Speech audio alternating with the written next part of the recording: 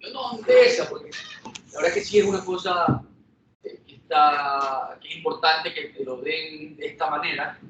Que usted está en segundo año, más o menos, cuarto, quinto, sexto. Yo estoy en cuarto año, por favor. Primer año, segundo año. Ya. Está bien, este es el momento de aprender esto. En bioquímica van a ver algo de esto, pero obviamente lo ven un poquito más básico, un poquito más paciente, ¿no lo ves? En el contexto de un paciente, que es lo que te interesa, ¿no? A nadie le interesa, cuando me recitan, esto es una acidosis metabólica, ¿y qué causó eso? ¿Y qué vas a hacer al respecto? Lo importante es decir, ok, llegué a esta conclusión, ¿qué generó esto? ¿Y cómo lo voy a corregir? Esta charla la hace 100 años, basada en un artículo que es este que está aquí. Se lo recomiendo que se lo bajen y lo vean, un artículo de 2014. Que para mí es el mejor resumen el abordaje o el approach a un desequilibrio ácido básico. ¿Sí me escuchan? ¿Que me ven a mí? ¿No ven la...? Qué pena, tío. Que no me vean. Aquí tengo que poder pasar las preguntas y después si no se me confunde todo. Pero después, que vean las diapositivas, yo les hablo fuerte. Muy bien, ya me conocen. Entonces, este artículo es el que se lo recomendaría a todos que se lo bajen, búsquenlo.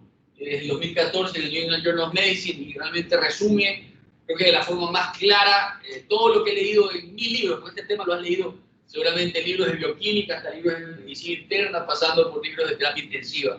Y este artículo es súper bueno, de abordaje muy claro. Y básicamente eso es lo que hago en mi presentación, resumir ese abordaje para darle a ustedes herramientas prácticas de cómo enfrentar un desequilibrio así.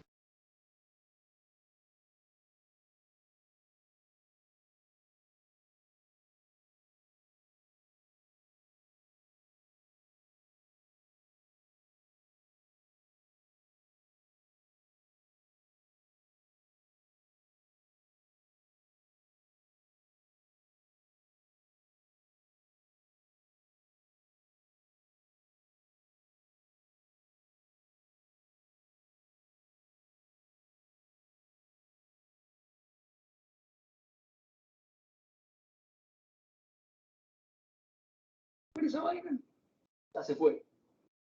Yo no tengo problema igual de los slides, los puedo compartir. Eso es para que me escuchen o para que... Ya. Yo puedo compartir los slides con Jaime y ese se los puede compartir para que ustedes puedan seguirlos revisando, practicando. Si es que tienen papel y lápiz, sí les recomiendo, más que para tomar notas, porque digo, la presentación se las puedo dar, no tengo problema, pero es para que cuando hagamos el abordaje a los desequilibrios ácido básico, ya uno lo hace en la cabeza, a ustedes les va a costar un poquito, van a tener que hacer algo de estar apuntando y tienen que ir llevando un orden para que estas cosas salgan bien. Esto es igual que leer una radiografía o leer un electrocardiograma. Si tú no tienes un abordaje ordenado, vas a fracasar. Tienes que ser ordenado, tienes que ir con un esquema claro en tu cabeza de cómo abordarlo. Entonces, partamos por un concepto muy básico, que es el de las palabras, de la terminología correcta para cuando hablemos de una gasometría arterial o un desequilibrio ácido básico. Y tener muy claro que cuando usamos el término ácido o alcalemia, de lo único que estoy hablando es de cómo está el pH en la sangre de mi paciente. Si uso emia, estoy hablando del pH en la sangre, y si digo obviamente acidemia, es que tengo un pH menor de 7.35 para abajo, y si tengo una alcalemia, es que tengo un paciente que tiene un pH arriba de 7.45, pero no estoy diciendo nada más. Y cuando uso el término osis, si uso la terminación osis, si hablo de acidosis o alcalosis, estoy hablando del proceso que llevó a la alteración o el mecanismo por el cual llegó el paciente a una alteración pero aquí es importante entender esto aquí, que no son lo mismo y que no es simplemente, como digo yo, mariconada mía, que quiero que lo digan bien o lo digan mal. Tiene que darles claro que un paciente puede estar alcalémico en el pH, pero tiene como problema una acidosis metabólica. puede estar con acidosis metabólica y tener una alcalemia en el pH. Claro, puede pasar, ya lo vamos a ver. O puede tener las dos cosas. Hay un paciente que puede estar con un pH neutro, acidémico o alcalémico, y puede tener acidosis metabólica, alcalosis respiratoria, acidosis respiratoria. Puede tener una combinación de cosas, lo que se llaman desequilibrios ácido-básico triples o mixtos. Entonces, cuando hables de pH, usas hemia, y cuando hables del proceso o del trastorno, usas OSIS. Ahora, todo se deriva de esta famosa ecuación de Henderson-Hasselbalch y del pK, que es una constante, el logaritmo. Básicamente, en resumen, es la relación que existe entre mi bicarbonato entre mi bicarbonato y mis ácidos corporales. Entonces, bicarbonato para PCO2, esa relación es la que va a determinar el pH de un paciente. Y básicamente se deriva de esta concentración de hidrogeniones. Y todo lo de Henderson, que para que lo vean, pero se resume en esto, se resume en que la concentración de hidrogeniones de una persona es esta constante, 24 multiplicado por mi PCO2 sobre mi bicarbonato.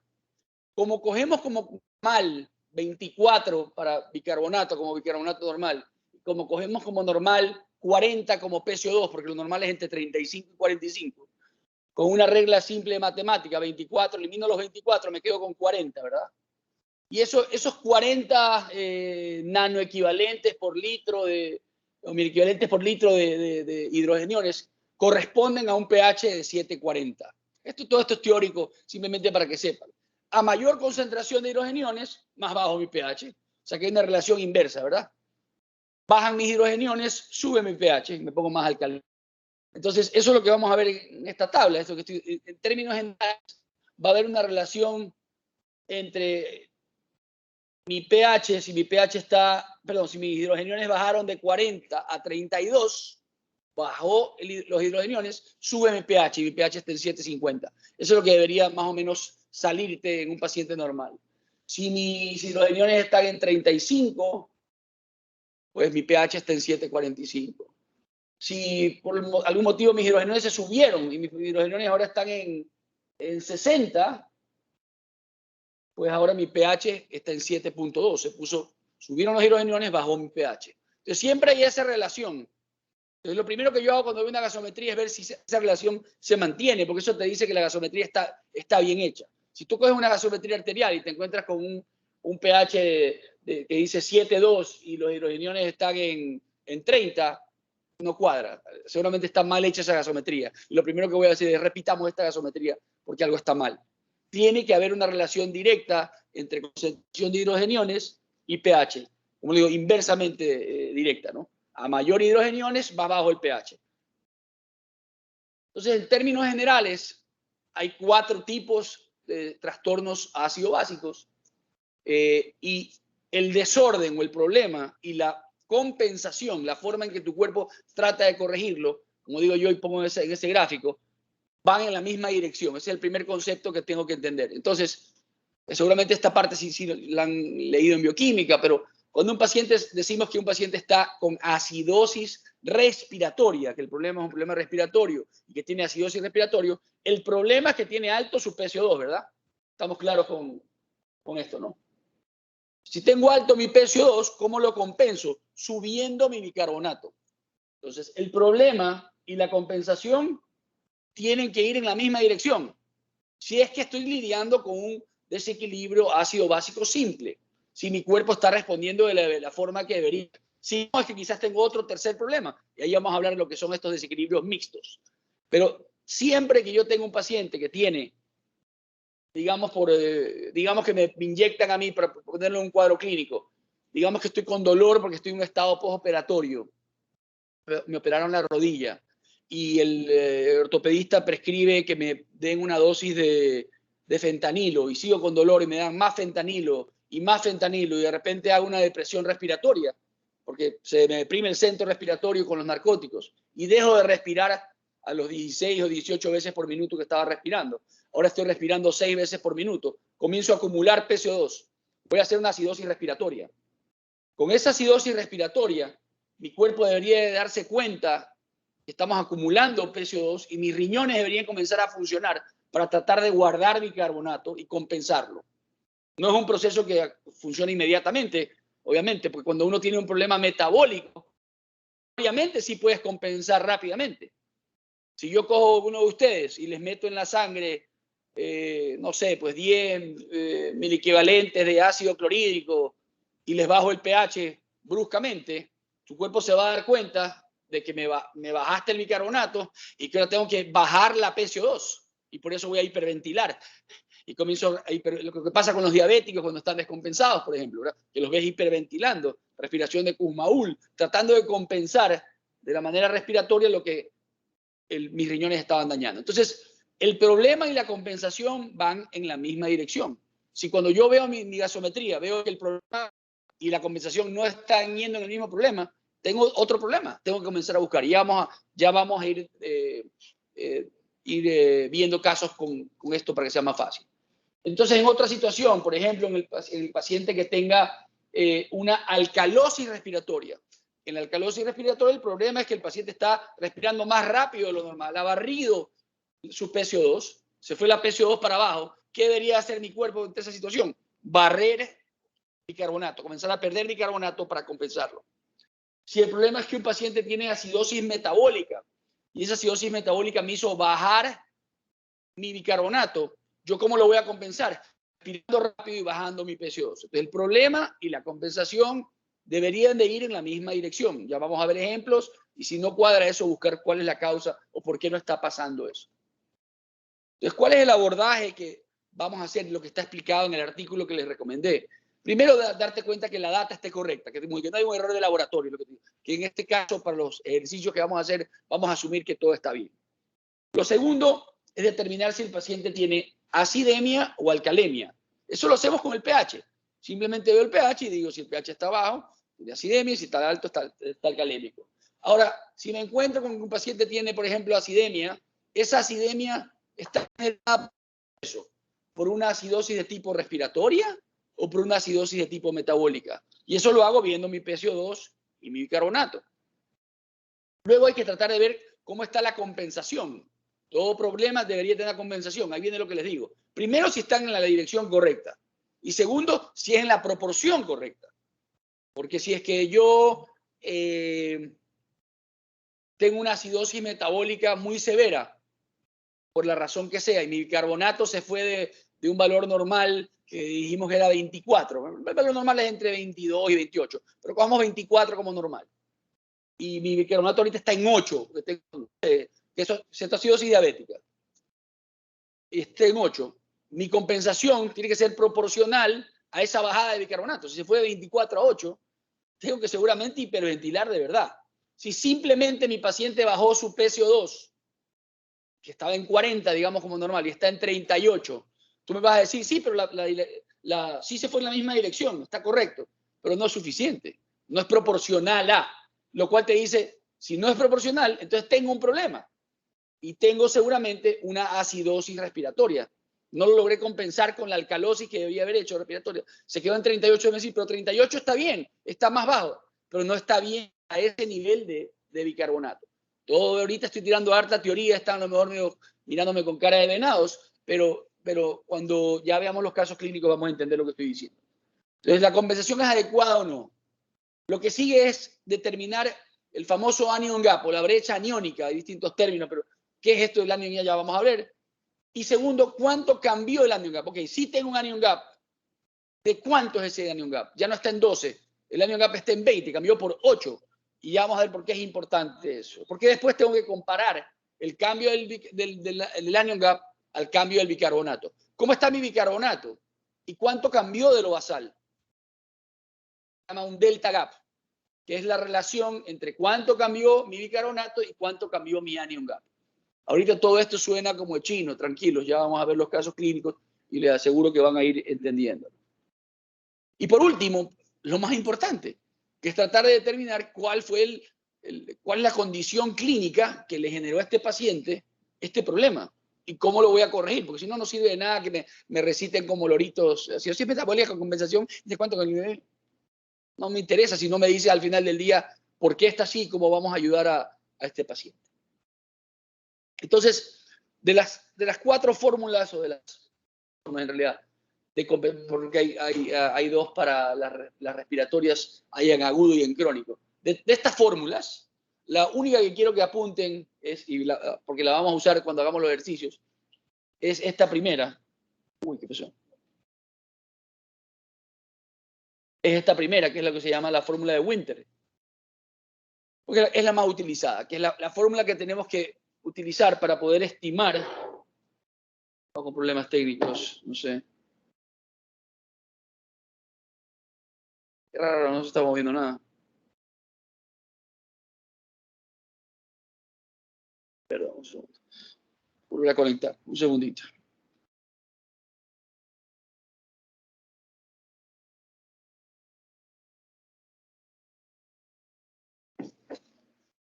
Está bien ahí. Esta es súper sensible. No moverlo para nada. Ahí fue. Acá ya está saliendo. Ahí está. Entonces, la primera fórmula y la única que quiero que se aprendan de memoria, porque el resto lo vamos a poder revisar en caso de necesidad, es la fórmula de Winter, que es la que me ayuda a estimar en cuánto debería estar la PCO2 del paciente en el caso de una acidosis metabólica. Entonces, habíamos dicho, en acidosis metabólica el problema es que el bicarbonato está bajo. Si la compensación de Winter es correcta y la fórmula de Winter es correcta, mi PCO2 debería de bajar. ¿En qué proporción? Eso es lo que me dice esta fórmula. Y es 1.5 por tu bicarbonato más 8 más menos 2. Parece complicada, no es complicada. Todo número multiplicado por 1.5, les voy a dar el secreto de matemáticas, es el mismo número más la mitad de ese número, 1.5. Entonces, si tengo 10 por 1.5 es el número 10 más la mitad de ese 10 es 5, es 15.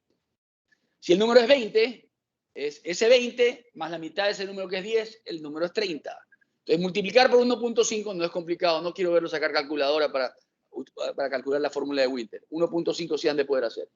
Más 8 más menos 2. Y con eso puedes estimar cuánto está el bicarbonato de un paciente. Entonces, por ejemplo, yo le decía, si mi paciente se le bajó el bicarbonato hasta 10, ok, 10 de bicarbonato por 1.5, 15, más 8, 23. Más menos 2. El bicarbonato de mi paciente, si la compensación es adecuada, debería estar entre 21 y 25. Y si está ahí, pues estamos bien. Mis riñones están haciendo lo que con un bicarbonato, perdón, con una PCO2 que se bajó no a 23 o 24, sino que se bajó a 35. Sí, bajó de 40, pero no es correcto para el paciente que tiene ese grado de acidosis metabólica. ¿Ok? Ya lo vamos a ver en ejemplos. Luego, las otras fórmulas, es importante entender que cuando tienes un problema respiratorio y la compensación la hacen tus riñones no tienen la velocidad que tiene tu sistema respiratorio para compensar. Entonces ya ahí depende del problema. Si es un paciente que está con una alcalosis respiratoria crónica, porque tiene una enfermedad y el pana siempre está respirando rápido, siempre tiene la PCO2 baja, la fórmula que se aplicaría sería la de crónica, ¿no? Entonces, la compensación es más adecuada, es más correcta. Por eso, en vez de ver 5, va este 2 para dividir la PCO2 y vas a ver que el número te sale más cercano a la compensación que logra llevarte a la estabilidad. Mientras que en agudo, no tienes tiempo los riñones y de repente yo simplemente decidí que tenía un ataque de pánico, comienzo a hiperventilar y bajo mi PCO2 a 20, mis riñones no van a tener la capacidad de compensarlo inmediatamente. Entonces la fórmula es distinta. La compensación no espero que sea tan completa, porque es diferente porque los riñones no tienen la capacidad de hacerlo tan rápido.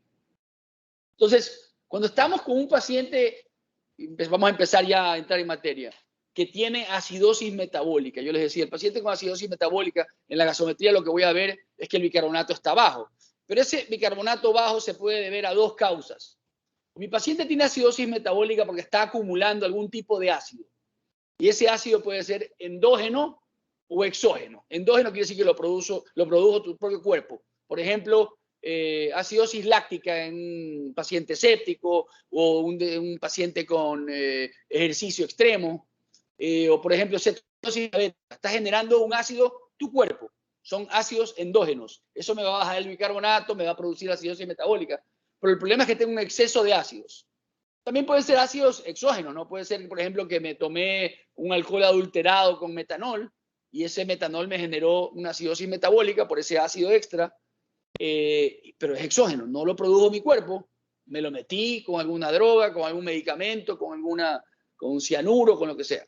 Esa es una posibilidad. Entonces tengo acidosis metabólicas causadas por exceso de ácido y también tengo acidosis metabólicas por pérdida de bicarbonato.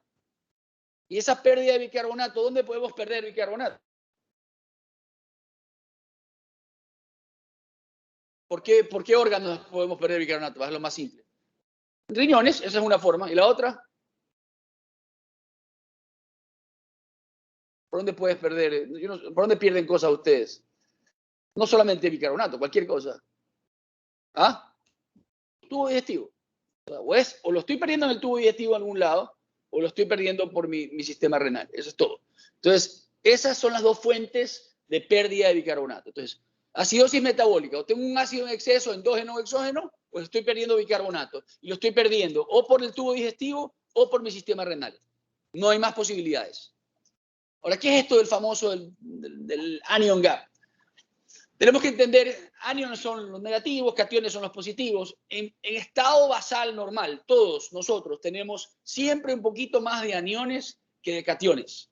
Eso es lo que se llama el gap o la brecha o la diferencia aniónica. Siempre tenemos que cationes. ¿Por qué pasa eso? Porque todos estos aniones no medidos, proteínas, fosfatos, sulfatos, ácidos orgánicos circulantes, que no los estamos midiendo, son más que los cationes que no medimos. Entonces siempre hay una diferencia de hasta 12 que consideramos normal.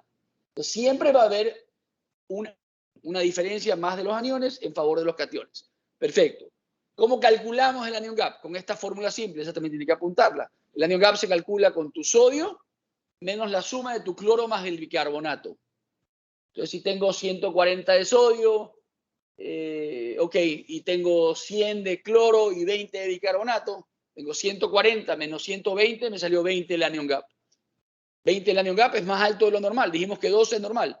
Tengo un anion gap positivo y eso quiere decir que probablemente tengo un ácido extra. Habíamos hablado en este slide anterior que el paciente con acidosis metabólica podía ser por exceso de ácido o por pérdida de bicarbonato. Si el paciente tiene anion gap elevado, eso quiere decir que la causa seguro es la acumulación de algún ácido endógeno o exógeno.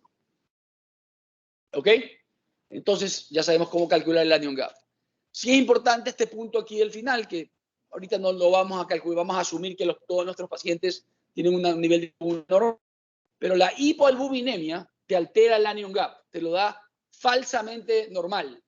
Entonces, si no corriges, así como cuando miden el calcio, ¿se acuerdan? ¿No han leído eso? Que para el calcio hay que corregir para la hipoalbuminemia.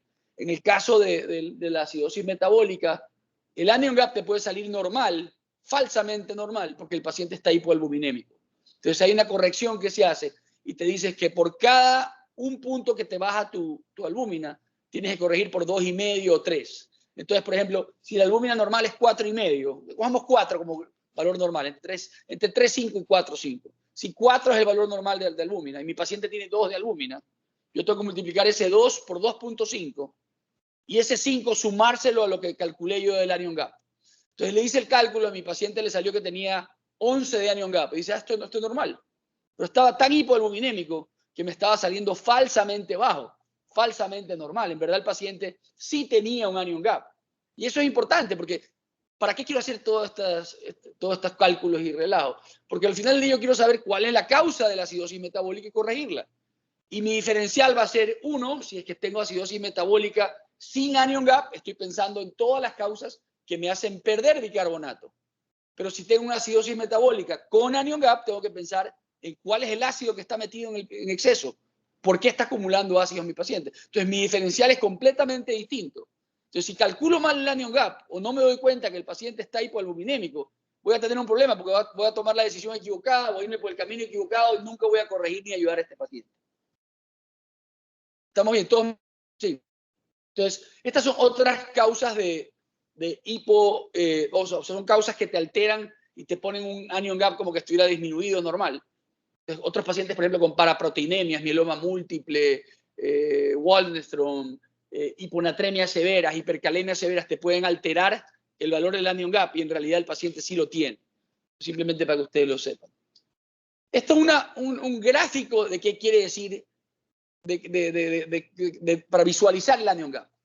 ¿Qué es lo que tengo en la columna azul?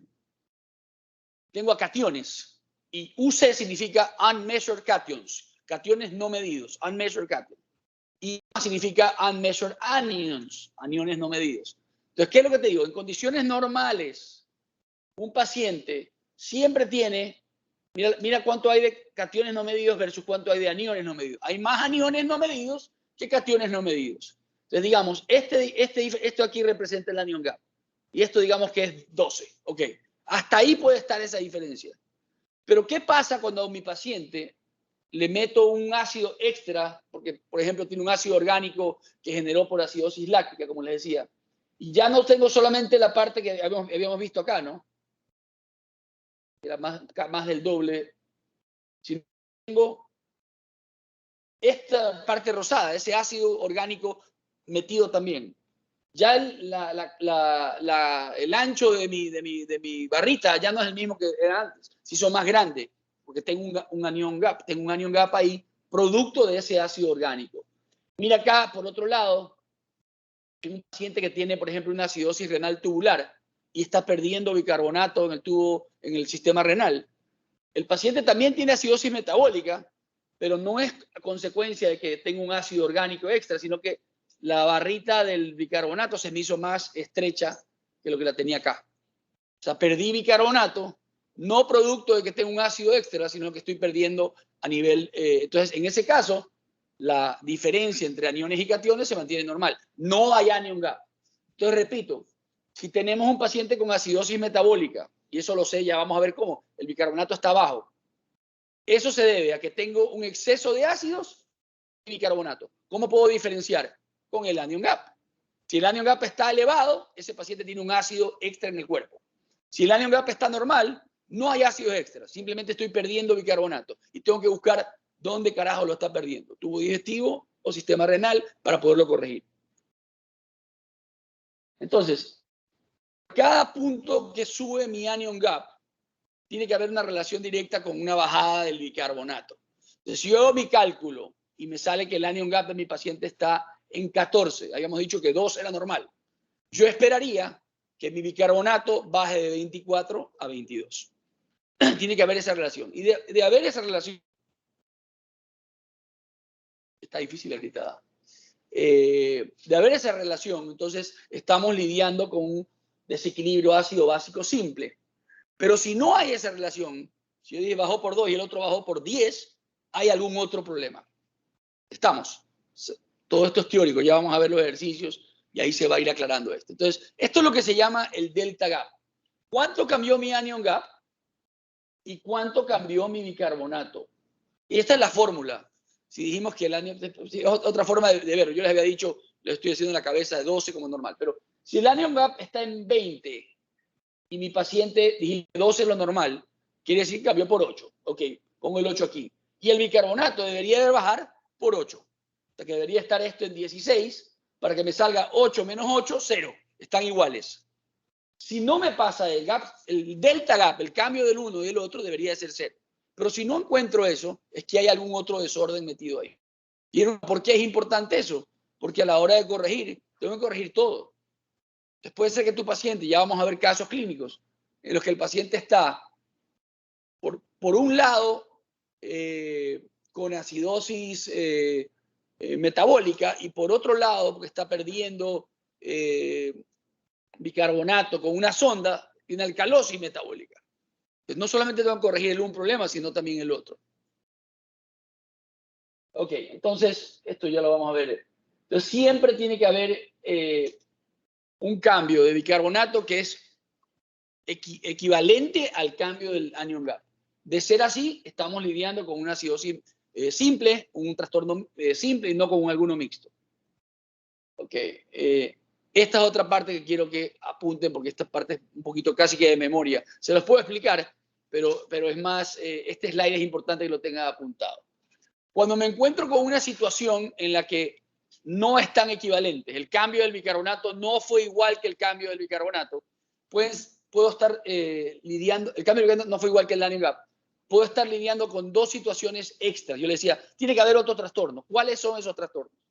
Si lo que yo me encuentro es que el cambio del bicarbonato fue mayor que el cambio del anion gap, ¿qué quiero decir con eso? El anion gap está en 14, solo cambió por 2 puntos, ¿verdad? Y cuando veo el bicarbonato del paciente mío está en 4, cambió por 20 puntos. Eso quiere decir que mi paciente tiene escondida, además de la acidosis metabólica con anion gap, que ustedes ya sabían, porque habían encontrado el anion gap, tiene también escondida una acidosis metabólica sin anion gap. Te van a decir, ¿qué? Puede tener un paciente acidosis metabólica con anion gap y acidosis metabólica sin anion gap. Sí, sí puede, y ya vamos a ver los ejemplos para que todo esto quede claro. Si hago mi cálculo y me encuentro con la otra circunstancia, el cambio del anion gap fue más grande que el cambio del bicarbonato. Hago mi cálculo, el anion gap me sale en 2, cambió por 10 puntos de 12, y mi bicarbonato solo está en 22, solo cambió 2 puntitos. Mi cambio del anion gap fue mucho más grande que el cambio del bicarbonato. Eso quiere decir que mi paciente tiene escondida una alcalosis metabólica. Y de nuevo, el paciente puede tener acidosis metabólica y alcalosis metabólica. Sí, sí se puede, y ya vamos a ver cuando veamos estos ejemplos. Ok, cuando hablamos de acidosis metabólicas con anion gap, ya dijimos, estamos lidiando con un ácido extra. Tenemos un ácido de más. ¿Cuáles son las posibles causas? Mi lista yo la pongo, no, hay distintos métodos de mnemotecnia, seguramente han escuchado esto, una cosa que se llama mod piles, le dicen mod pile en inglés, otra mnemotecnia que es más nueva, más actualizada, que se llama Goldmark, también pueden buscarla, Goldmark, Gold de oro y Mark de M-A-R-K, de marca, Goldmark. Y esos son dos métodos de mnemotecnia para acordarte de las distintas causas de acidosis metabólica. Pero a mí no me gusta aprenderme tanto de memoria las cosas, sino preferible que las razonen. Y como te digo, cuando tengo un ácido extra en el cuerpo, yo les decía, las puedes estar produciendo tú o las puedes haber ingresado de afuera, pueden ser exógenas.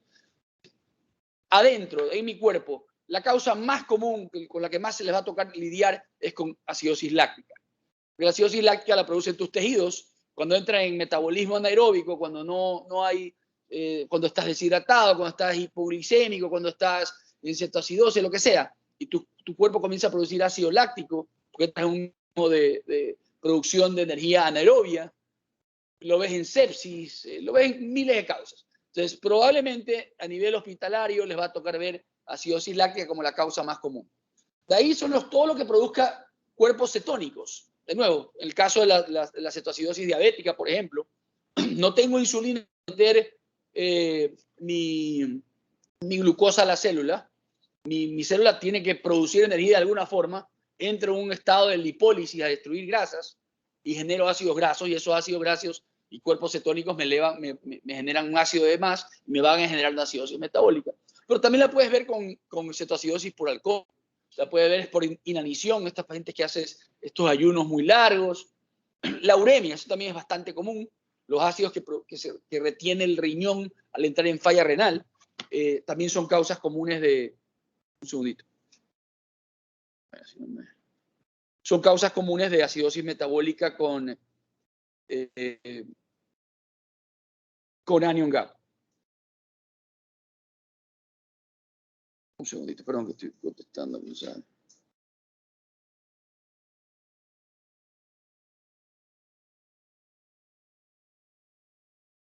Perdón. Luego lo de los ácidos exógenos, las intoxicaciones.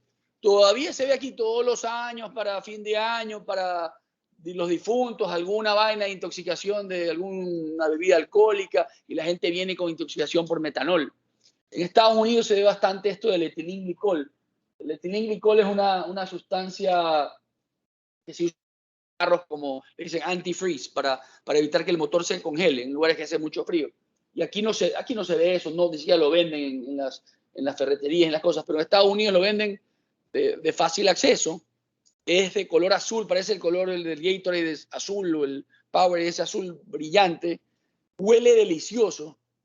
O sea, huele como esos marcadores, o sea, huele a, da ganas de olerlo y de probarlo, y no sabe mal.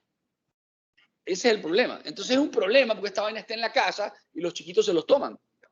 Lo ven en el baño, abren esa vaina, huele rico y se toman esa vaina. También es un problema porque al oler rico, al saber rico, lo usan los que hacen alcohol adulterado para mezclar y meterle esa vaina que le da buen sabor, te tapiña el otro alcohol y después te estás con un problema muy serio, ¿no? Entonces, estas tipos de sustancias son raras. Salicilatos, la aspirina se usa, hay mucha gente que toma aspirina como que fuera tic-tac y no te das cuenta, y a lo largo del tiempo pueden hacer acidosis metabólicas importantes, producto del exceso de aspirina, salicilatos. Y en esta lista no está, pero yo digo que antes no lo considerábamos. En la lista, en la mnemotecnia de Goldmark, ya se incluye una cosa que se llama oxiprileno, que es un metabolito del acetaminofén, del paracetamol. Y en exceso, el paracetamol en exceso te puede generar este exceso de esta sustancia que produce acidosis metabólica con anion gap. Antes no le parábamos bola, en los últimos 10 años ya se lo considera y está en la lista, por eso te digo, esta nueva Goldmark ya incluye. Esto se ve sobre todo ahora en los últimos años, que ustedes seguramente ya nacieron viendo esto, pero en mi época no había acetaminofén intravenoso, pero ahora usamos mucho acetaminofén intravenoso en el hospital. Y cuando te das cuenta, el paciente está recibiendo 4 gramos de acetaminofén por 7 días en el hospital y hacen acidosis metabólicas severas y no sabemos cómo corregir. Es cuestión de quitarle el paracetamol y se acabó el problema. A veces las cosas en los hospitales, cuando uno prescribe algo, si no le pone fecha final, los sistemas electrónicos ahora lo que hacen es repetirlo y repetirlo. Cuando te das cuenta, si alguien no le paró bola, hay medicamentos que se siguen dando a diario sin ningún motivo. Pero a veces pasa eso. Ok, entonces hemos hablado acidosis metabólica con anion gap. Ahora vamos a ver acidosis metabólica sin anion gap. Ya no es un exceso de ningún ácido, es que estoy perdiendo bicarbonato. ¿Dónde lo estoy perdiendo? Hay 2 lugares. O lo estoy perdiendo en el tubo digestivo, pérdidas gastrointestinales, que pueden ser desde diarreas, pueden ser pacientes que tienen ileostomías, pierden mucho bicarbonato y tienes a veces que ayudar a que no pierdan tanto por la ileostomía o la colostomía que está generándole eso. Hay pacientes que tienen esta cosa que se llama uréteros, no lo puedo ni pronunciar, pero básicamente son los ureteres desviados al sistema urinario, porque no tienes una vejiga, tú tienes un cáncer de vejiga, por ejemplo, y hacen estas cirugías raras y estás perdiendo constantemente en el tubo digestivo bicarbonato.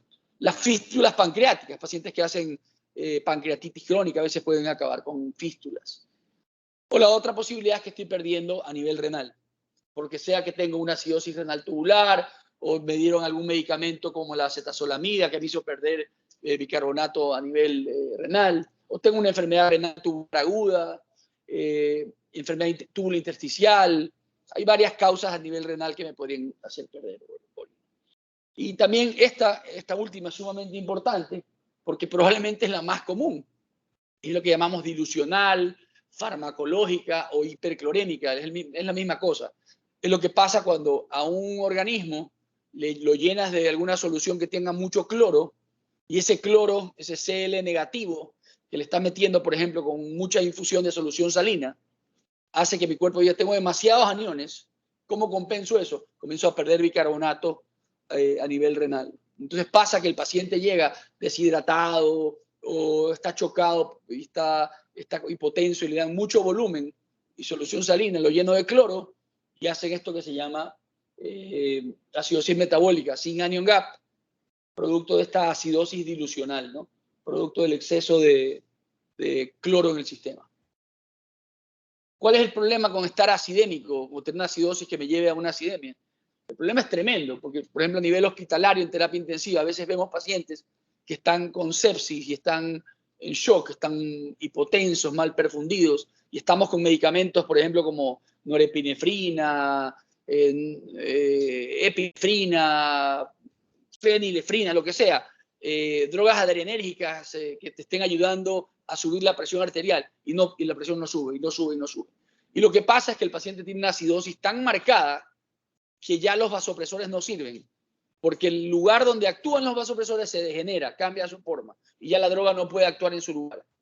Están tan acidóticos metabólicos que no responden. Les corrige la acidosis metabólica, de la forma que sea, y de repente responden a los fármacos de mejor manera y todo cambia. Entonces, las consecuencias a nivel cardiovascular, por ejemplo, de causar depresión miocárdica, vasodilatación que te lleva a veces a que no respondan a nada, aumento de la presión pulmonar, los pacientes que tienen falla ventricular derecha y encima están con una acidosis metabólica, hay hipertensión pulmonar y ahora mi ventrículo derecho no, está débil, no puede bombear sangre a los pulmones y encima está con hipertensión pulmonar, no lo estoy ayudando. Entonces, corregir todas estas cosas hace una diferencia. Y bueno, esas son causas o consecuencias de una acidosis severa que te lleve a una acidemia severa. De nuevo, acuérdense del abordaje. Ese es el orden de las cosas que vamos a llevar y vamos a empezar con las primeras de varias preguntas. ¿Cuánto tiempo vamos? Aquí las arrancamos. Estamos de 40 más. 45 minutos. Está bien, creo que estamos bien. Ok, entonces arranquemos con esta primera pregunta. A lo mejor te dice, ¿qué? Esta vaina no nos enseñó. Esto no lo dijo. Sí, yo sé. Es a propósito. Entonces, tienes un paciente, ¿no se mueren de frío ustedes? De helado. Pero se me da como el... Tiene un paciente de 25 años, masculino, que tiene diabetes mellitus y está ingresado porque tuvo una pancreatitis severa. Esa pancreatitis severa lo llevó a complicaciones, hizo un pseudoquiste, tuvieron que ponerle un DREN. Ese pseudoquiste se infectó, hizo un absceso hepático, absceso pancreático. Este es un paciente que tiene mucho tiempo hospitalizado. Son casos de la vida real, por si acaso. Esto era residente yo en esa época. Y me tocó ver este paciente. Y me tocó aprenderle este caso y por eso lo convertí en pregunta. Porque hasta ahí yo no sabía lo que estaba pasando. Entonces, le hacíamos exámenes de laboratorio. Y ojo, que mire que aquí no les estoy dando muchas cosas. Solamente les digo que en la sangre el tipo tiene 145 de sodio, que está al borde de lo normal. El bicarbonato está bajo, está en 10. El cloro está un poquito alto, en 125. Y también les doy otros datos. Que dicen, pero esto no nos enseñó nada, no habló nada de la orina. ¿Qué vamos a hacer con esta huevada? No sé. Vamos a ver. El sodio urinario está en 56. El potasio está en 10. Y el cloro urinario está en 56. Ahí usted me va a decir, pero no nos ha dado una gasometría arterial. ¿Cómo vamos a hablar de gasometrías arteriales si ni siquiera me ha puesto la gasometría arterial? Bueno, el primer punto que hay que hacer es que no puedes leer una gasometría arterial si no te dan electrolitos. Si estás en un hospital y te dicen pide una gasometría arterial, tú como interno tienes que decir pido la gasometría y pido los electrolitos, porque si no, ¿cómo carajo voy a calcular si no tengo un sodio, si no tengo un cloro, si no tengo un bicarbonato? Entonces necesito calcular, siempre que tengas una gasometría arterial tienes que tener los electrolitos. Pero en este caso no les he dado el pH, no les he dado la gasometría arterial y sin embargo yo les digo, este paciente tiene una acidosis, porque la pregunta dice, ¿cuál es la causa más probable? Ojo que no les estoy diciendo cuál es la causa probable de la acidemia, porque no sé si tiene acidemia, no les he dado el pH. Pero sí puedo decir que mi paciente tiene acidosis. ¿Estamos de acuerdo? ¿Por qué puedo decir que mi paciente tiene acidosis? Porque todos me contestaron. ¿Por qué? Porque el bicarbonato está bajo. Si el bicarbonato está bajo, mi paciente tiene acidosis. Lo que no sé es si tiene acidosis porque está perdiendo bicarbonato o porque está acumulando un ácido. Eso no lo sabemos. Eso lo vamos a descifrar ahorita. Entonces, ¿cómo sé si está perdiendo un ácido, si está acumulando un ácido, si está perdiendo bicarbonato? Calculando el anion gap. ¿Cuál es el anion gap de mi paciente? De apuntadora. ¿Cómo calculo el anion gap?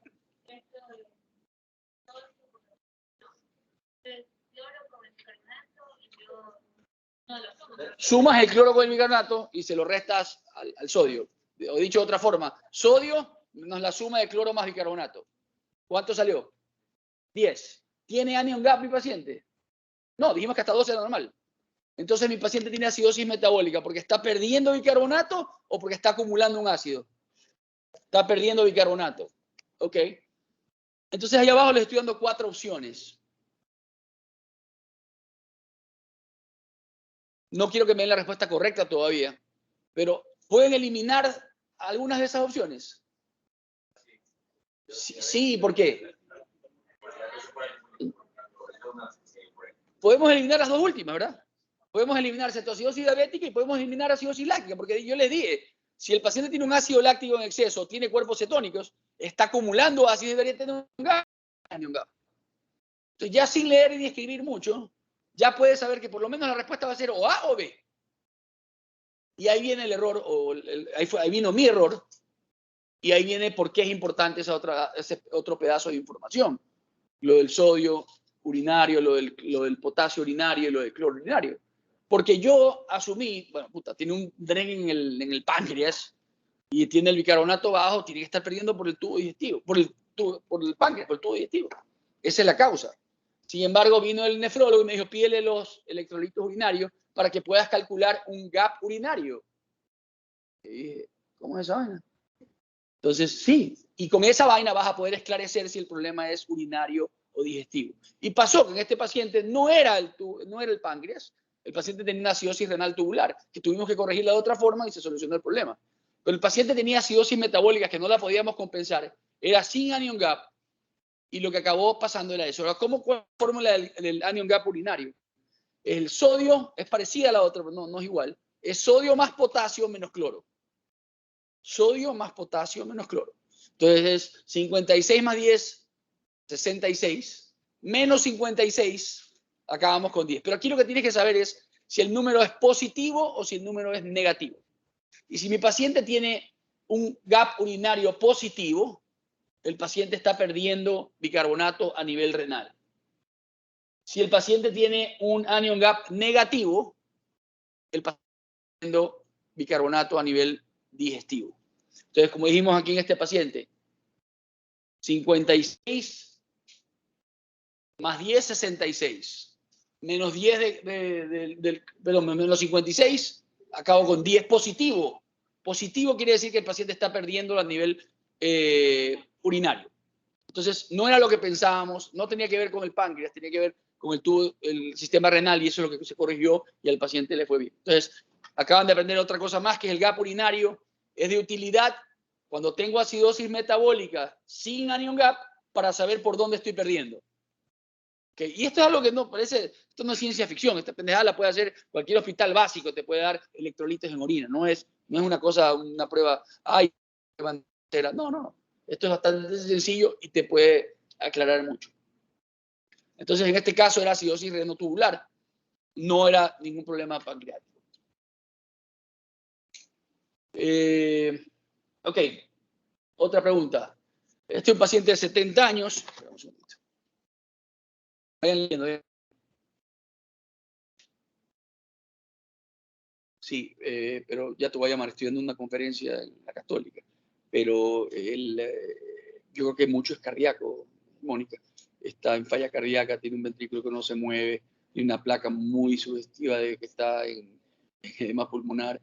Lo difícil es que está ya con alcalosis metabólica, está con 42 de bicarbonato, está seco como una pasa intravascularmente, pero pulmones y extravascular está mal. Hablé con Indira a ver si lo hemofiltramos, eso es una opción para secarlo, compensarlo un poquito más y le damos dobutamina. Ok, este es un paciente de 70 años que está, es específica status post, recibió quimioterapia porque tiene un cáncer metastásico de estómago y estaba en el hospital, en el área de hospitalización. Te lo traen a terapia intensiva porque está con fiebre, está hipotenso y además por la quimioterapia está con neutropenia, o sea que estás preocupado. Tiene un paciente que tiene todas estas cosas malas. Yo, si ustedes también están más chicos, están todavía en segundo año, pero bueno, ya es importante que vayan ya oyendo de pacientes, porque si no, las cosas no cuadran. Pero neutropenia quiere decir que los glóbulos blancos están bajísimos y probablemente es más propenso a estar infectado. Este es un hombre de 70 años. Ya lo que te estoy diciendo es, ojo, este paciente probablemente está séptico. Y comienzan a dar resucitación con fluidos. Resucitación no quiere decir que el paciente se murió, sino que así usamos el término para decir cuando alguien está bajo de líquidos y le metemos líquidos. Entonces, le meten líquidos para ayudar a la hipotensión y el estado de shock en el paciente está, pero comienza a entrar en insuficiencia respiratoria, en dificultad respiratoria, y te lo traen a la terapia intensiva. Y en la terapia intensiva le haces una gasometría y te encuentras con estos números. 731, vamos escribiendo, vamos haciendo el abordaje. Ya puedo decir acidemia o alcalemia. Ya, el paciente está acidémico. Entonces, yo generalmente con mi pelea digo, ok, tengo un paciente con ACI, hasta ahí lo dejo. Y ya le voy a poner a ver si tiene acidosis de qué tipo. o la acidosis es metabólica o respiratoria, vamos a ver. Entonces, tiene acidemia y esa es causada por una acidosis ¿de qué tipo? Si fuera acidosis metabólica, ¿qué esperaría encontrarme? Y lo tiene, ¿no? Entonces ya puedo yo voy escribiendo esta vaina. Yo ahorita ya la sé en la cabeza, pero ustedes deberían ir escribiendo. Ok, tiene acidosis metabólica, confirmado. Habíamos dicho que hay dos tipos de acidosis metabólica. ¿Tiene anion gap o no tiene anion gap? Calculémoslo. 142 menos 128, ¿verdad? 14, o sea, está elevado, tiene un anion gap. Entonces tengo una acidosis metabólica, ya ahí le voy poniendo apellido, con anion gap. Ok, hasta ahí vamos bien. Tengo acidosis metabólica y con anion gap. Perfecto. Yo les decía, cuando tengo acidosis metabólica y tengo bicarbonato bajo, yo debería compensar eso bajando, porque el problema y la compensación tienen que ir en la misma dirección, bajando mi PCO2. ¿Cuánto debería bajar mi PCO2? Vamos a aplicar la fórmula de Winter. 1.5 por 18, no es complicado porque el número más la mitad de ese número. 18 más 9, 27, más 8, 35, más menos 2. ¿Cuánto tiene la PCO2? 37. Entonces, ¿la compensación es adecuada o no es adecuada? Sí, está dentro de lo adecuado. Que la compensación es adecuada. Entonces, no puedo decir que el paciente tiene una acidosis respiratoria.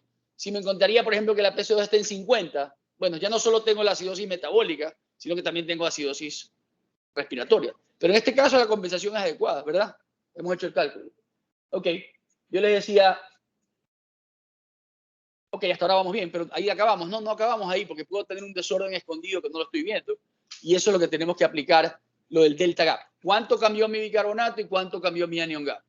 Entonces ustedes dijeron que el anion gap estaba en 14, ¿verdad? O sea que lo que dijimos anion gap normal es hasta 12. Si está en 14, cambió por 2. Entonces yo escribo delta quiere decir cambió por 2. Yo generalmente lo voy escribiendo. Y de ahí veo mi bicarbonato. Y bicarbonato, dijimos, el valor normal era 24 y está en 18. ¿Cuánto cambió el bicarbonato? 6. Entonces no está igual. Aquí hay un desorden escondido. ¿Y se acuerdan de acá?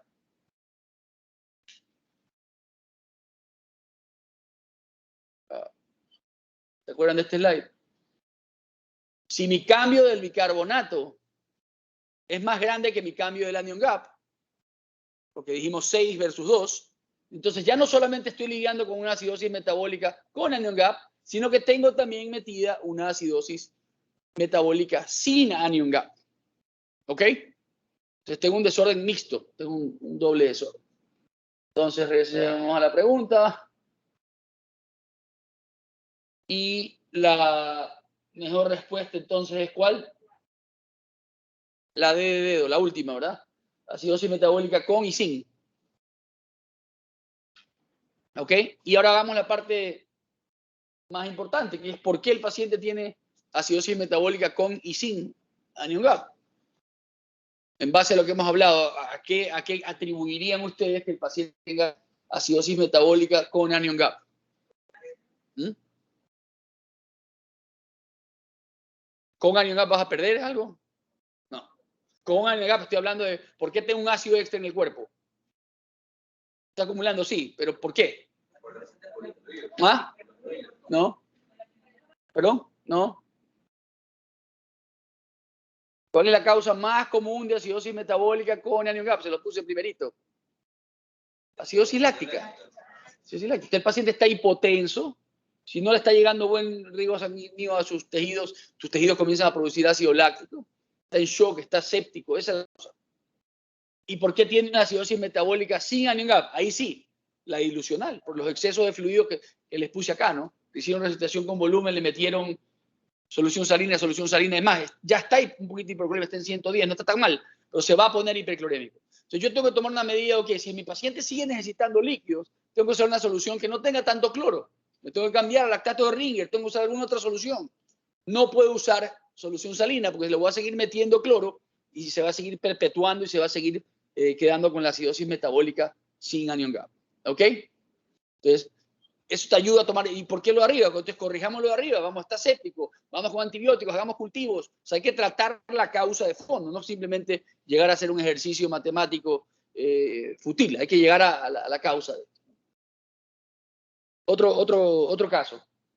Es un paciente de 78 años, masculino, que tiene una colagenopatía no especificada. Tiene alguna enfermedad del sistema del colágeno reumática. No sé si tiene, no me acuerdo qué tenía. Creo que tenía Sjögren o esclerodermia. Pero había llegado al punto que se habían dañado sus riñones. Inclusive él había sido trasplantado renal. También es paciente de vida real. Y ahorita vino al hospital porque él le habían hecho una amputación de su pierna. Y ahora hace unas semanas, y ahora regresaba que está con fiebre, está con leucocitosis, o sea que otra vez parece que está infectado. Y el muñón, que es la parte que queda de la... ¿Eso? ¿Estamos bien?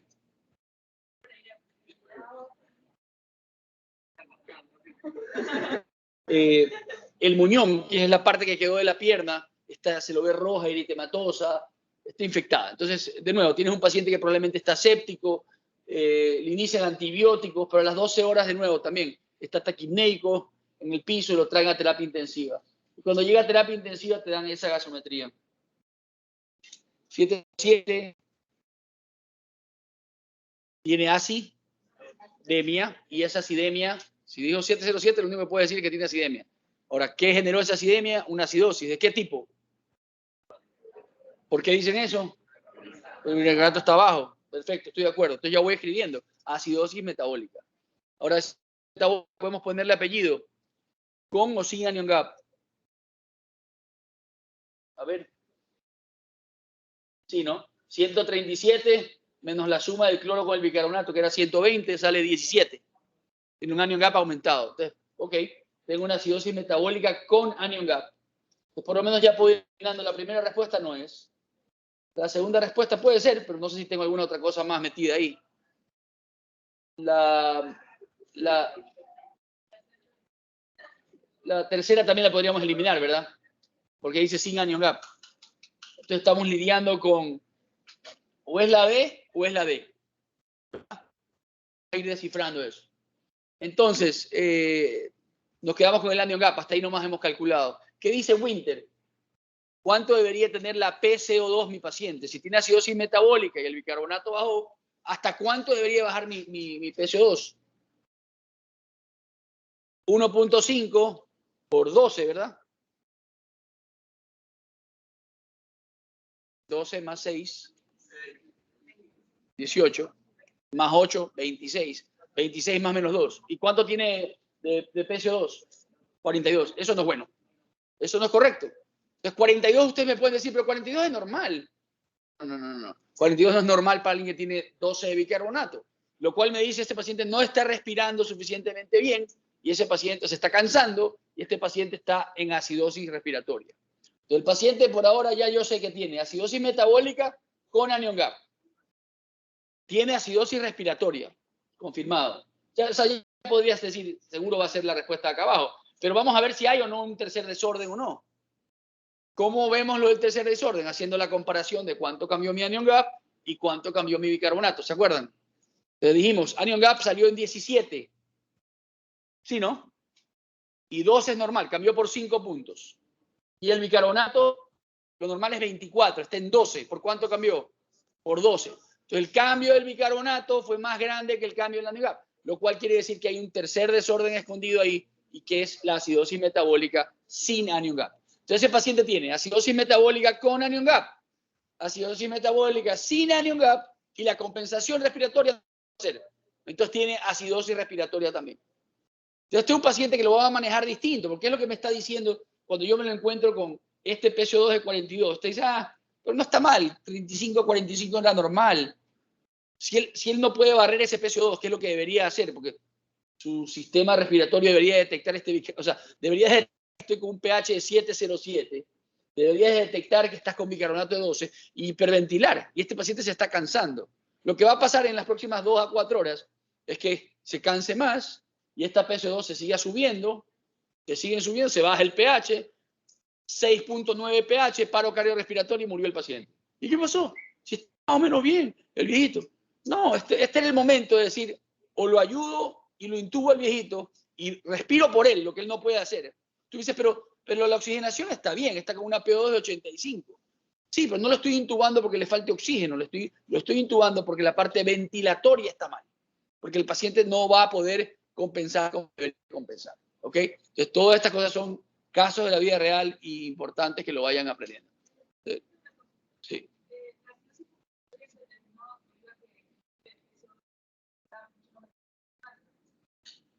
La acidosis respiratoria se determinó porque cuando le hice el cálculo de Winter, con ese bicarbonato, está más de lo que debería estar. Como te digo, 35-45 es normal. Tú me decís, ¿está normal la presión? No, no está normal. No está normal. Con 12 de bicarbonato, él debería estar respirando. Entonces se está cansando. Y lo próximo que va a pasar, como te digo, es que se suba. Esa no es una buena pregunta. Un poquito de teoría sobre el calor. Este era un caso muy sencillo, no tanto tiempo. Pero básicamente era una alcalosis metabólica. Cuando haces el cálculo, había un poquito de acidosis respiratoria. No había podido compensar de manera correcta. Cuando alguien tiene alcalosis metabólica, hay dos categorías. O tengo alcalosis metabólica con depresión de cloro, o tengo alcalosis metabólica con exceso de cloro. Es importante determinarlo porque el manejo es distinto. La mayoría de las veces que la gente habla de alcalosis metabólica, el paciente está deshidratado y queremos meterle líquido para compensar. Pero si le metes líquido a la ciega y el paciente lo que estaba ya estaba con hipervolemia, ya estaba con exceso de cloro, no le voy a hacer bien. Entonces no van a responder a la solución salina y se van a empeorar. Cuando el paciente sí, efectivamente, si el paciente está depletado de cloro, y eso lo sé cómo, con el cloro urinario. Si tengo un paciente que está depletado de cloro, no voy a ser tan cojudo de estar perdiendo cloro a nivel renal. Voy a guardar mi cloro. Entonces el cloro urinario me sale bajo. Entonces cuando tengan alcalosis metabólica, ¿cuál es la prueba más importante de realizar? Cloro urinario. Es el que me va a ayudar a diferenciar si a mi paciente le tengo que meter líquidos o no le tengo que meter líquidos. Si está el cloro urinario bajo, el paciente está depletado de cloro, tengo que meterle solución salina con cloro y se va a compensar. Pero si el paciente está ya expandido, pasa también, y el paciente está hipervolémico, no está seco, el urinario sale bajo, esos pacientes son resistentes a la solución salina, no van a responder. ¿Ok?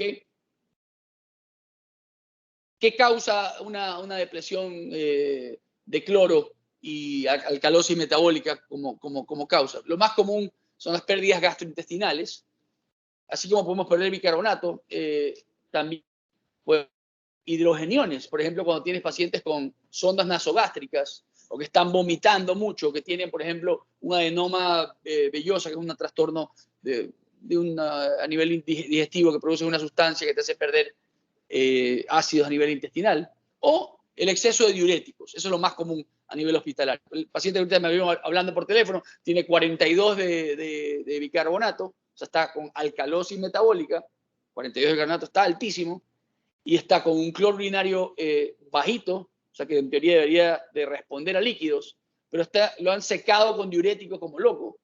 Entonces es un problema, porque también está en insuficiencia cardíaca. Eso es lo que pasa también, ¿no? En el mundo real. Dice, ok, tengo un problema y lo quiero solucionar, pero mi solución para esto va a joder lo otro. Entonces, yo siempre digo, es complicado porque mis riñones quieren estar lo más húmedos y mojados posible, y mis pulmones y mi corazón quieren estar lo más secos posibles. Y esto es lo que está pasando con este paciente. Que estamos en un paciente complicado por una cirugía de corazón, fallando. Los riñones quieren más agua, pero le meto más agua y ese corazón no puede y se entra en más edema pulmonar. Está en franco edema pulmonar. No es fácil, lo vamos a tener que dializar. No dializar, vamos a hemofiltrar.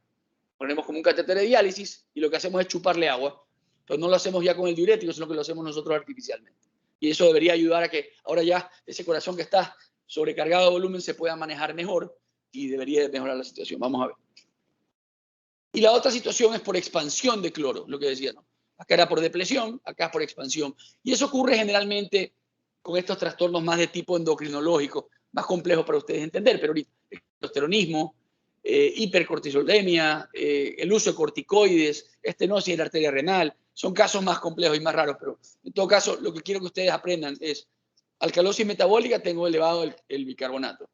¿Por qué tengo elevado el bicarbonato? Tengo que ver cómo está el cloro urinario. Si el cloro urinario está bajo, ese paciente me va a responder a solución salina.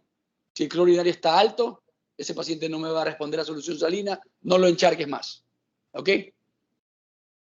Las consecuencias de las alcalemias son a veces hasta más severas que las de la acidemia. No le paramos bola. Cuando uno ve un pH de 7.0, la gente, 7.0, pero ves una gasometría y te dicen 7.50 y la gente está como el pavo. La alcalemia también produce severos trastornos de tipo cardiovascular, de tipo respiratorio. Te pueden llevar a hipoventilar y no respirar.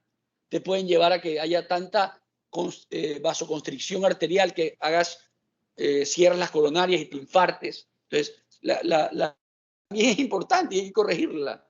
No hay que dejarla de lado como si se le para bola a la acidemia. Esta creo que es mi pregunta favorita también de la vida real. Y puede ser aquí salgan conceptos que te dicen, pero esto no nos enseñó. Y bueno, es un hombre de 36 años que lo traigan a la emergencia porque tiene... Un segundo.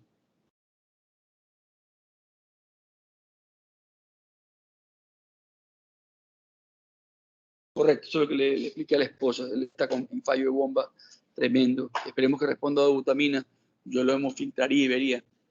Y bueno, por otro lado, ya voy a hablar con el cirujano que lo operó y me cuente un poco.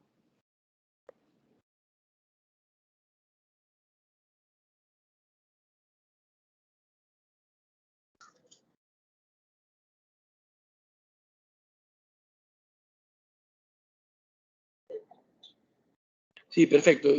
Vayan a la garita nomás. Ya voy a llamar a avisar que van entrando por ahí. Un segundito.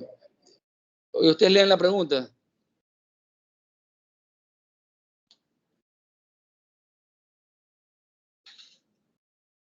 Ok, este señor, 36 años, lo traen por deterioro del sensorio. Está obnubilado, lo encontraron tirado en el piso. No tiene antecedentes médicos de importancia. Está con de 150. Está respirando solo 12 veces por minuto. Tampoco taquicárdicos, 104 por minuto y no tiene fiebre. El examen neurológico dice no focal. Eso quiere decir, en el mundo de los... Buenas, ¿cómo está? Habla el doctor Enrique Boloña, del 46, etapa 4. Va a ir por ahí la gente de la ganga, para que los dejen pasar con unas televisiones. Por favor, muy amable. Gracias. Sí. Ok. Entonces, no focal quiere decir que el paciente mueve todas las extremidades. Focal es cuando tiene una focalidad, que no está moviendo parte del cuerpo. Y cuando lo hueles, huele como raro, huele como dulce, como frutas, huele hasta rico. Interesante.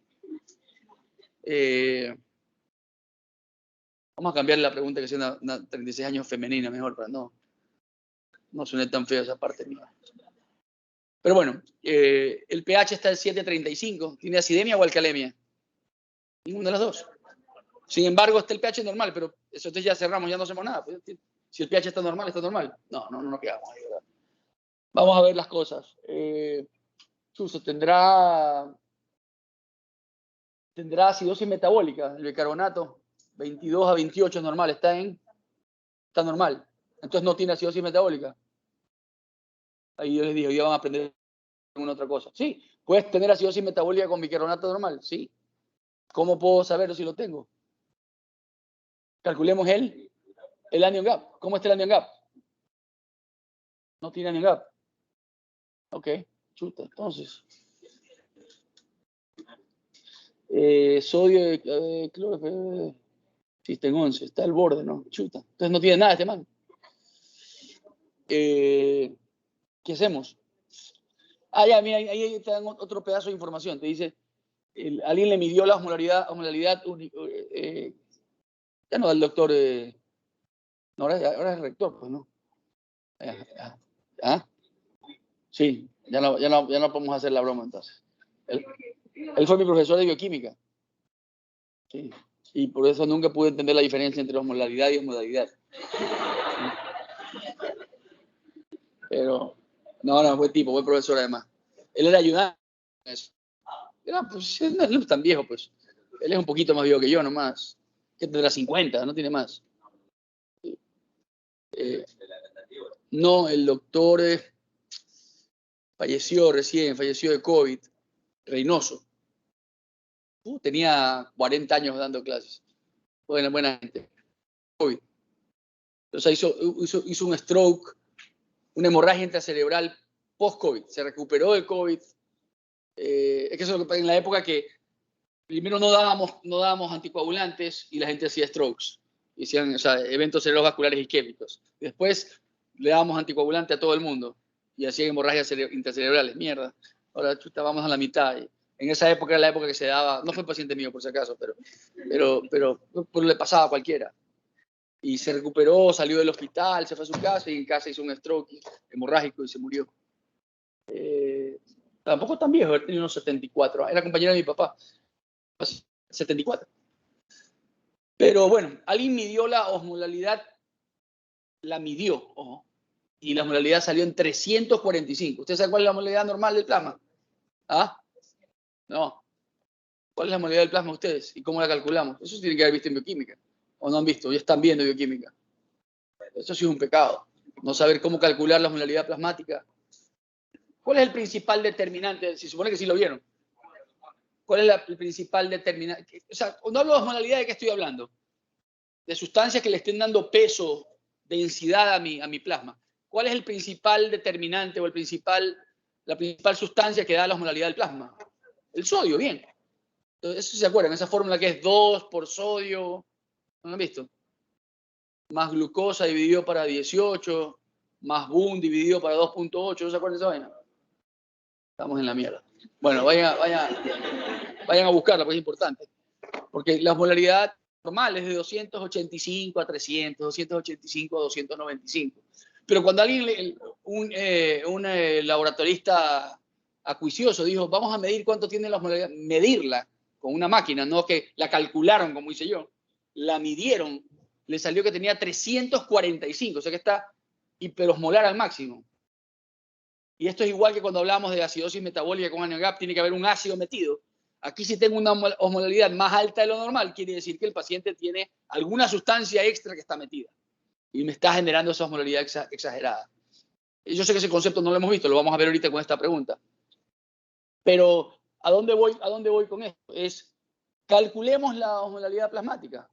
Ya con la fórmula que les acabo de decir, 2 por sodio más la glucosa dividido para 18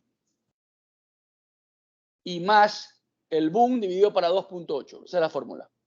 Y se los he puesto a propósito números bien bonitos para que sea fácil.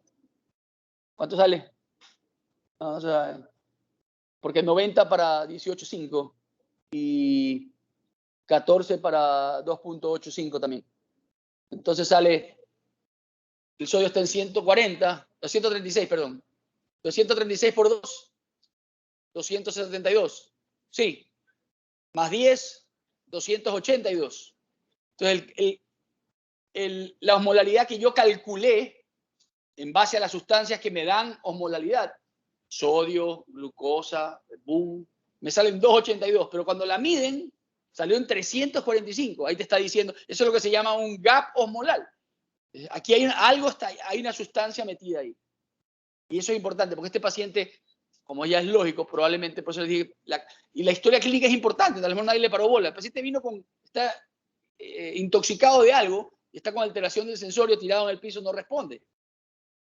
Ahora, sin hacer todas estas cosas y todos estos números que hemos tirado y todos estos cálculos complejos, ustedes deberían de poder contestar esta pregunta sin problemas. ¿Por qué? Porque el gap está normal. ¿Qué debería de pasar si el paciente tiene cetoacidosis diabética? Debería tener el gap aumentado. Si tiene cetoacidosis por alcohol, lo mismo. Si hubiera el MODPAI, el metanol, debería darte un anion gap elevado. Etilenglicol, la sustancia está rica que... Ya. Entonces, ¿cuál es la respuesta? Sí, pues. ¿Qué carajo es eso ahí? No tengo idea. ¿Verdad? No lo he escuchado nunca, pero no importa. O sea, te digo esto en función de cuando el día de mañana, cuando vaya a dar un examen del MIR, del USMLE, lo que sea. A veces no sabes la respuesta, pero puedes razonarla. A lo mejor no puedes razonarla del todo, pero si yo juego a adivinar y no tengo idea, me la voy a jugar, voy a poner B y respondo al azar y tengo 1 en 5 chances, tengo 20% de chance de pegarle correcto. Si logro a lo mejor, no sé, eliminar una, porque estoy seguro que esta no es, ya tengo 25% de chance en esa apuesta. Ustedes que son jugadores de BetCris y esa huevada, ahí está. Si es que y quedarme solo con 2, tengo 50% de chance de pegarle. O sea que sí es importante descartar. Y como en este caso, tienes la suerte de poder eliminar 4 de las 5, le hubieras podido contestar sin saber ni entender nada de todo lo que les acabo de explicar. Ok, y eso es lo que estaba pasando con este paciente. Este paciente se había tomado isopropranolol. ¿Qué es esa vaina? Ácido isopropílico, es el alcohol, lo que los gringos llaman, aquí no hay, esto fue en Estados Unidos, es rubbing alcohol, el alcohol se usa para las heridas.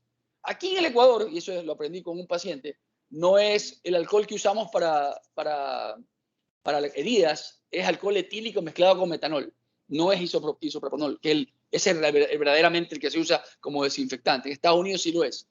Y ese es el que te deja ciego. O sea, te tomas esa vaina y se quedan ciegos la gente. Y tiene la característica de que, a diferencia del metanol y el etilenglicol, que son de la misma familia, no produce anion gap. Entonces, por eso lo sabes. Porque tienes el gap osmolar, pero no tienes anion gap.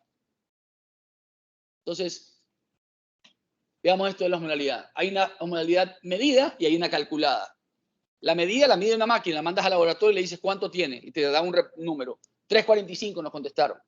Y la calculada tú la calculas. Entonces, por ejemplo, si tienes un paciente que tiene 40 de sodio, sale 280, ahí está, salió 290 de anion gap, de osmolalidad. Si tengo una diferencia entre mi osmolalidad medida y mi osmolalidad calculada, quiere decir que el paciente tiene alguna otra sustancia metida ahí. Y en el caso, o sea, cuando está aumentado, tiene que haber una toxina. Y en el caso de que no haya la sustancia más probable, pasa a ser esta ingestión de alcohol isopropílico o isopropanol, ¿sí? Isopropanol, que es el alcohol para curar heridas.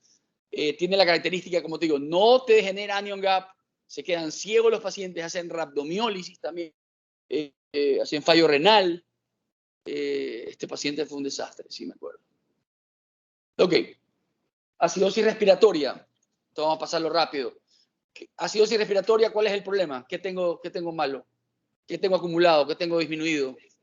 Se me subió el PCO2. Entonces, ¿por qué se me puede subir el PCO2? Sentido común, porque no estoy respirando, porque tengo una depresión del centro respiratorio que por anestésicos, por narcóticos, por sedantes, por lo que sea, o porque tuve un accidente cerebrovascular. Puede ser que tenga una obstrucción en la vía aérea, si tengo un cuerpo extraño, no hay ventilación, o hice broncoespasmo por asma, lo que sea, obviamente. Si está intubado el paciente y el tubo se está vetado, se me puede acumular la PCO2 y tengo acidosis respiratoria. Porque esté produciendo mucho, puede ocurrir en hipertemia, escalofríos. Enfermedades neuromusculares, pacientes que tienen Guillain-Barré, que tienen poliomielitis, que tienen miastenia gravis, que no tienen la fuerza para poder mover sus músculos respiratorios y ventilar, acumulan PCO2 y hacen acidosis respiratoria. Y bueno, acidosis respiratoria aguda y la forma de compensación, esto saltémonos porque no tenemos mucho tiempo. Y lo contrario, alcalosis respiratoria, ¿cuál es el problema? Estoy respirando muy rápido, estoy barriendo PCO2 y la PCO2 se baja. ¿Y por qué ocurre eso? Cualquier causa de hipoxemia. Si tengo un tromboembolismo pulmonar, si estoy en el, ¿cómo se llama? El cotopaxia 5000 y estoy hipoxémico, voy a respirar rápido y por ende voy a bajar mi PCO2. Si tengo una neumonía, si tengo insuficiencia cardíaca, voy a estar taquipnéico. Y a veces esos pacientes lo ves, o un TEP, un tromboembolismo pulmonar, también te producen que barras PCO2. Otras enfermedades pulmonares, sobreventilación mecánica, esa es la culpa del intensivista. Tiene un paciente intubado y lo deja del ventilador a 30 respiros por minuto, pues estoy barriendo PCO2 y voy a hacer alcalosis respiratoria. Eso se lo corrige, obviamente, con bajar la frecuencia respiratoria. Y otras cosas, ¿no? Dolor, psicogénicas, o sea, pánico, encefalopatía, sepsis. Salicilato es interesante porque los salicilatos te producen acidosis metabólica desde el punto de vista renal, pero a nivel respiratorio pueden generar esto, estimulación del centro respiratorio y alcalosis respiratoria por el otro lado. O sea, acidosis metabólica y alcalosis respiratoria. Esa combinación tiene que hacerte pensar en esto. Vamos a unas preguntas más. 30 años alcohólico y viene a la emergencia con náusea y con vómitos. Lo notas que está histérico, o sea que solamente este pana ya está jodido, ese ¿Por qué lo señala al compañero?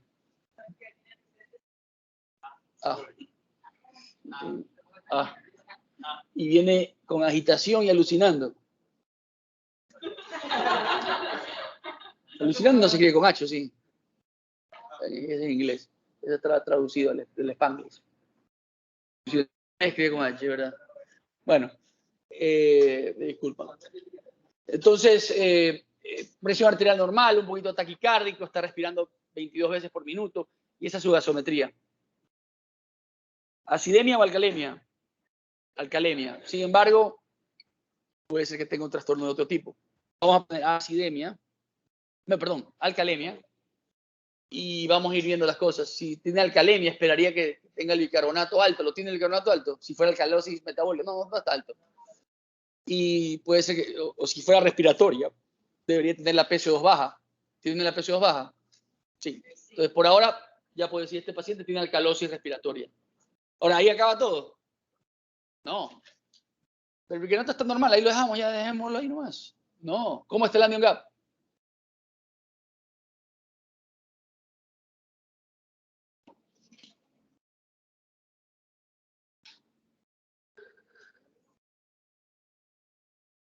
Anion gap.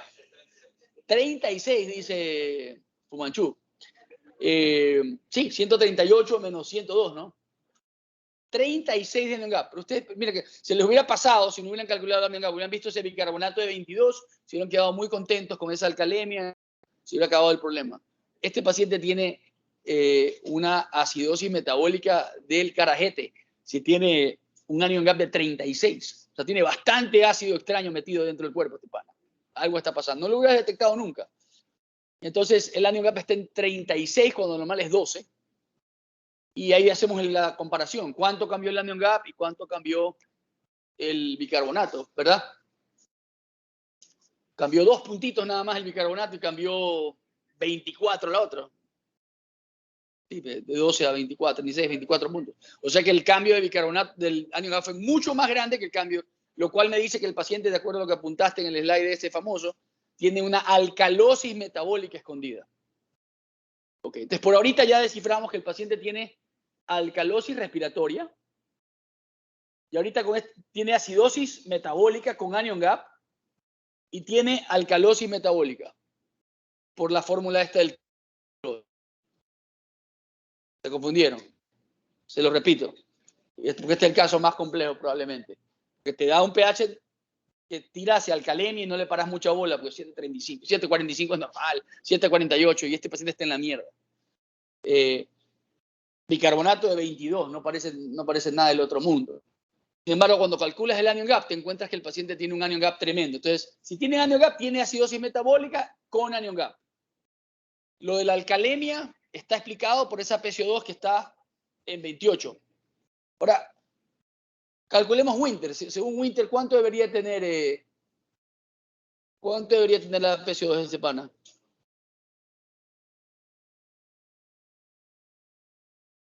22 por 1.5. Para darles un premio. 22 por 1.5, solamente quita esa parte. 33. 22 más la mitad del 22, que es 11. Ya, más 8, 41. 41 más menos 2, así debería estar. ¿Cuánto tiene la PC2? 28. Está muy baja. Si está muy baja, tiene alcalosis respiratoria. Entonces tenemos acidosis metabólica con anion gap. Tenemos alcalosis respiratoria. Y cuando vimos cuánto cambió el bicarbonato y cuánto cambió el anion gap, vimos que el cambio del anion gap fue mucho más grande que el cambio del bicarbonato. Por ende, tenemos escondida, o sea, no, déjame regresar ese slide, solamente para que lo vean una vez, la última vez.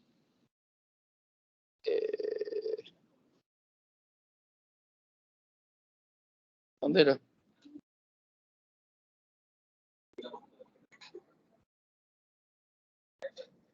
Me pasé.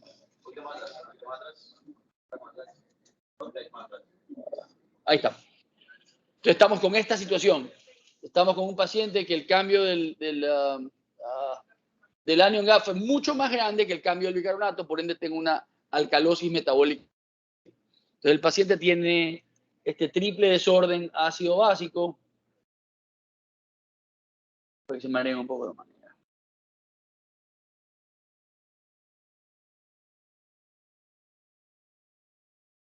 tiene alcalosis respiratoria, que fue lo primero que se dieron cuenta porque vieron la alcalemia. Y además cuando calculamos Winter nos dimos cuenta que estaba sobrehaciéndolo. Tiene acidosis metabólica con anion gap y tiene alcalosis metabólica. ¿Y por qué podría tener todas estas tres cosas este fulano? Es un alcohólico que está... por ejemplo, tú que tienes experiencia con esto del alcohol. ¿Alguna vez producto de intoxicación por alcohol has alucinado? Alcohol, no las otras sustancias que puede haber consumido en otro momento. Pero por alcohol, ¿alguna vez has alucinado? No. Nadie alucina con alcohol. A menos que estés en delirio en tremens. Pero eso es otra cosa. Eso es cuando estás en... Pero no te hace alucinar. Si estás viendo huevadas, te metieron alguna sustancia de la sustancia. No creo, no alucinas con alcohol. Ya, sí, eso es otra cosa. Ya no quiero entrar en detalles sobre sus hábitos los fines de semana. Dejémoslo ahí. Puede ser. En todo caso, está alucinando y este es un alcohólico. Solamente se le acabó el trago. Y eso es lo que pasó con este man. Se le acabó el trago, estaba usando alguna de estas sustancias con alcohol adulterado, con metanol, y eso le generó acidosis metabólica. Pero al parte, eso le estimuló, estaba agitado, y eso le hizo hiperventilar. Entonces le generó alcalosis respiratoria. Aparte está vomitando, entonces ahí perdió ácidos en el tubo digestivo y le generó alcalosis metabólica.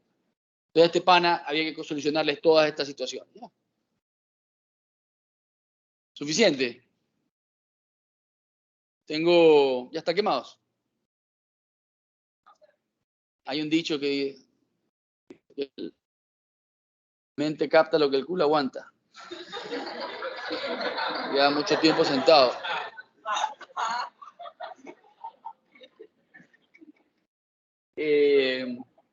Hagamos esta última. Y las últimas 8 o 9 días se las das para que ellos la resuelvan ustedes. En verdad tengo más, tengo 10 o 11 ahí. O sea, sí, tengo hora y media hablando ya es bastante. Hagamos la última. 15 años, un chiquito de 15 años, lo traen en la emergencia luego de que convulsionó en la casa. Es un síndrome convulsivo. Y en la emergencia convulsiona de nuevo. Ya había cedido y en el carro y lo traen en la emergencia, comienza de nuevo, tac, tac, tac, tac, a convulsionar. Le hacen una gasometría inmediatamente después de la convulsión, que es esta que dice gasometría, estos laboratorios que dicen iniciales. Y después le hacen una gasometría 2 horas después de haberle administrado 200 miligramos de bicarbonato de sodio. ¿Ya? Y eso es bastante. Entonces, veamos estos primeros exámenes. Acidemia. Y esa acidemia es acidosis metabólica, porque tiene un bicarbonato de 10. Y con o sin anion gap, para poder buscar la causa. ¿Ah? Con anion gap, porque tenemos un sodio de 140, un cloro de 105, sería 140 menos 115, es 25. Entonces tiene un anion gap elevado. Ok. ¿Por qué tendrá una acidosis metabólica con anion gap este man? ¿Ah? ¿Por qué? El bicarbonato te va a generar acidosis metabólica. Todo lo contrario, pues, mi amor. Por favor. Sí. Parecía que estabas parando bola y entendiendo, pero ya me rompiste el corazón ahorita. ¿Ah? Ya, exacto. ¿Cuál es el trastorno que llevó al GAP? ¿Ah?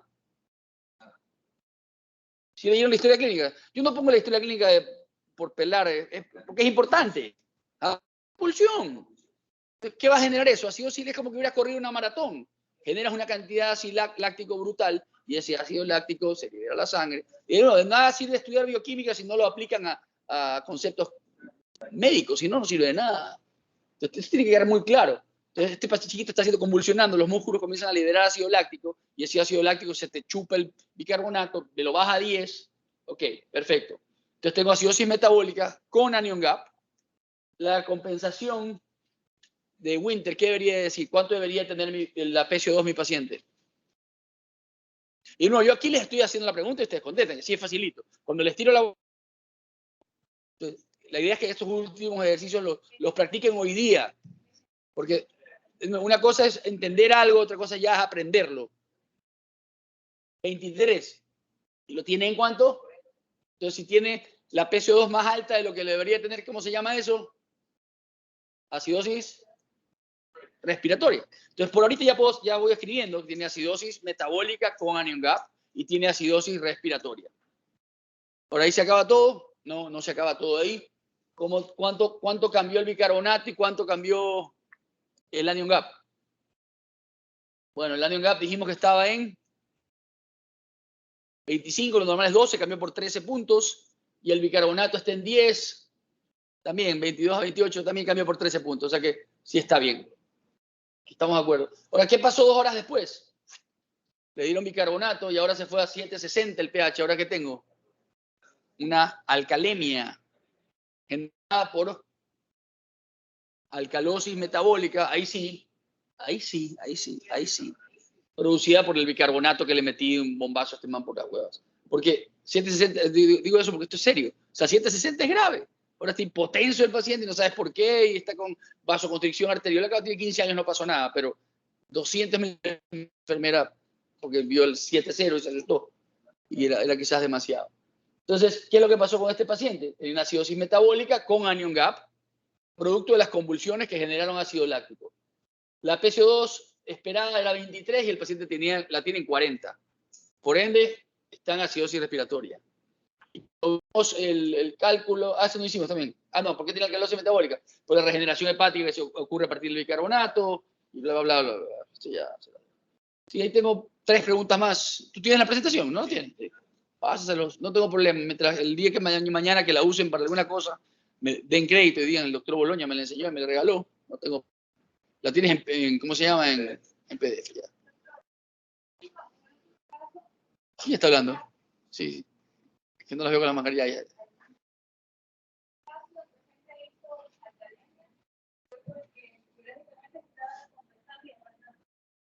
Por el bicarbonato. Básicamente, mira que la PCO2 la logró bajar a 37, porque ya está más despierto, pero eso no fue la causa de la alcalemia. La alcalemia está dada por este bicarbonato de 36 que fue artificial.